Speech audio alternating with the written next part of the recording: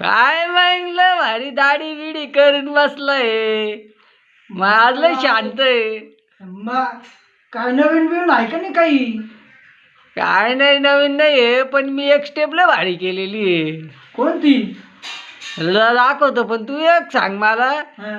तू एवढा उदास काय आज? तुला काही भेटलं नाही का आज कंटेन बिंटेन काही? काहीच नाही यार. बरं माझी स्टेप पाहून घे मग.